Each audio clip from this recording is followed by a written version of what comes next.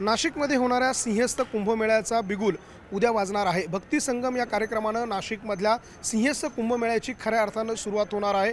या भक्ती संगमाच्या कार्यक्रमाच्या निमित्तानं मुख्यमंत्री देवेंद्र फडणवीस हे देखील उद्या नाशिकमध्ये या कार्यक्रमाच्या शुभारंभासाठी येत आहे आणि त्याची जय्यत तयारी आता नाशिकमध्ये करण्यात आलेली आहे। कुंभमेळा प्राधिकरण असेल आणि इतर सरकारी ज्या यंत्रणा आहेत त्यांच्याकडनं ही तयारी पूर्ण करण्यात आली आहे। माझ्या मागच्या बाजूला हे भव्य दिव्य जे व्यासपीठ आपल्याला पाहायला मिळतं, याच व्यासपीठावर पुढील 3 दिवस भक्ती संगमाचे वेगवेगळे कार्यक्रम आयोजित करण्यात आलेले आहे। त्याची तयारी या ठिकाणी करण्यात आलेली आहे। आपण ही जर दृश्य बघितली तर ही नाशिकच्या ठक्कर डोम परिसरामध्ये आहे आणि या ठिकाणी नाशिककरांसाठी या कार्यक्रमाचे प्रवेश जे आहे ते विनामूल्य आहे। सर्वांना प्रवेश जे आहे ते मोफत देण्यात आलेले आहे आणि एक जोरदार अशा स्वरूपाची तयारी उद्याच्या कार्यक्रमाची करण्यात आलेली आहे। त्याची ही सगळी दृश्य तयारीची आपण बघतोय। एकूणच या सगळ्या कार्यक्रमाच्या निमित्तानं सिंहस्थ कुंभमेळ्याचा बिगुल जो आहे तो वाजणार आहे। शुभारंभ होणार आहे कुंभमेळ्याचा आणि पुढील 3 दिवस नाशिकमध्ये या कार्यक्रमांची रेलचेल असणार आहे। नाशिककरांना या कार्यक्रमामध्ये सहभागी होण्याचं आव्हान प्राधिकरणाच्या वतीनं करण्यात आलं आहे कुंभमेळ्याच्या। आणि या सगळ्या विषयी बोलण्यासाठी आपल्यासोबत सिंहस्थ कुंभमेळा प्राधिकरणाचे आयुक्त शेखर सिंग सर आहे। सर, कशा स्वरूपाचं नियोजन, कसं प्लॅनिंग आहे पुढील 3 दिवस आणि कोण कोण या कार्यक्रमाला उपस्थित राहणार आहे? या कार्यक्रमाला माननीय मुख्यमंत्री महोदयांच्या हस्ते उद्या उद्घाटन आहे। साधारण 4:30च्या दरम्यान तो प्रोग्राम उद्घाटनाचा कार्यक्रम आहे। याच्यामध्ये आपण दोन्ही माननीय मुख्यमंत्री महोदय आणि महोदया त्यांना पण दोघांना इन्व्हाइट केलेलं आहे। माझ्या दोघांशीच बोलणं झालेलं आहे। याच्या व्यतिरिक्त आपले पालकमंत्री साहेब असतीलच, त्यांच्या व्यतिरिक्त आपले जिल्ह्याचे मंत्री भुजबळ साहेब असतील, भुसे साहेब असतील, जिरवळ साहेब असतील आणि यांच्यासोबतच आपले जे मंत्री समितीमधले जे आपले सगळे मंत्री महोदय आहेत त्यांना पण सर्वांना आपण याच्यासाठी इन्व्हाइट केलं। आपले लोकप्रतिनिधी, जिल्ह्याचे सर्व आमदार, खासदार, आपले महानगरपालिकेचे मेंबर जे आहे, त्र्यंबक नगर परिषदेचे आणि अशा प्रकारचे आपले लोकप्रतिनिधी त्यांना सर्वांना बोलवलं। याच्या व्यतिरिक्त उद्या CM सरांच्या उद्घाटनाच्या कार्यक्रमाच्या नंतर अमृत महाराजजी जोशी त्यांच्या कीर्तनाचा कार्यक्रम आहे। संध्याकाळी राहुलजी देशपांडे त्यांचा अभंगवारीचा कार्यक्रम आहे। 29 तारखेला सकाळी एक भक्ती संमेलन आपण याच्यामध्ये ठेवलं आहे, ज्याच्यामध्ये 10 ते 12 आणि 2 ते 4 आणि त्याच्यामधले 2 आपण चर्चासत्र ठेवले। पहिला चर्चासत्र सिंहस्थ महाकुंभ, संतांची वाणी आणि समरसता, जे एक समरसताचं जे एक मेसेज आपले सर्व पूजनीय सर्व संतांनी पण दिलेलं आहे, तोच समरसताचा मेसेज आपला सिंहस्थ महाकुंभाचे पासून पण होतो आहे।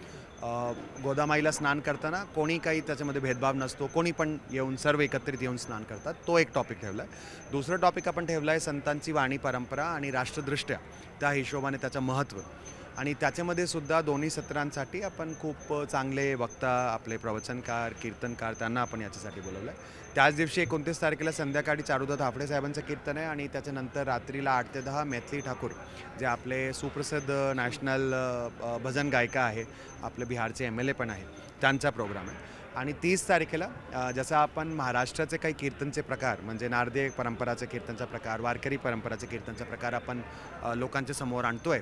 याच्यासोबतच पंजाबमधला शबद कीर्तनचा प्रकारसुद्धा 3 ते 4च्या दरम्यान असणार आहे। त्याच्यामध्ये विशेषतः संत नामदेव महाराजांचा, ज्यांच्या पंजाबमधला प्रवास जवळपास 15 ते 16 वर्षाचा घुमन म्हणून गाव आणि संपूर्ण परिसरात होता, त्यांचे पण पद्य जे गुरु ग्रंथ साहेबजीमध्ये पण त्यांचा उल्लेख झालेला आहे, त्यांचा पण शबद कीर्तनमध्ये म्हणजे त्यांचे पद्यांचासुद्धा याच्यामध्ये सम्मिलित असणार आहे। याच्यानंतर 4 ते 5 आपलं मणिपूरचं हरिनाम संकीर्तन, नट कीर्तन पण ज्याला म्हणतात, त्यांना पण आपण याच्यासाठी बोलवलं आहे आणि 5 ते 7 इंदुरीकर महाराजांचा प्रोग्राम आहे। तर असा तुमच्या मार्फत सर नाशिककरांनासुद्धा माझी विनंती राहील, सर्वांच्यासाठी निःशुल्क प्रवेश आहे, मात्र फर्स्ट कम फर्स्ट सर्व बेसिसवर सीटिंगची व्यवस्था करण्यात आली आहे आणि इतर पण सगळी व्यवस्था सर्व विभागाच्या कोऑर्डिनेशनमध्ये आपण करत आहोत। साधारणतः किती लोकांची व्यवस्था या ठिकाणी असणार आहे, किती लोकांची आसन व्यवस्था करण्यात आलेली आहे आणि प्रत्येक दिवशी वेगवेगळी टायमिंग्स त्या ठिकाणी देण्यात आले आहेत? वेगवेगळी टायमिंग्स देण्यात आलेले आहे, जे आपले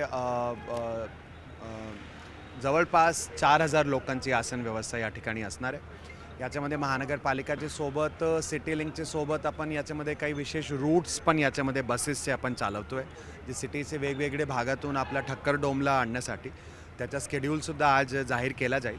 पोलीस विभागाच्या सोबतच आपण पार्किंगचा संपूर्ण प्लॅन जाहीर केलेला आहे। सोशल मीडियाने आपल्या सर्वांच्या मार्फतसुद्धा आपण त्याला प्रसार देतो आहे।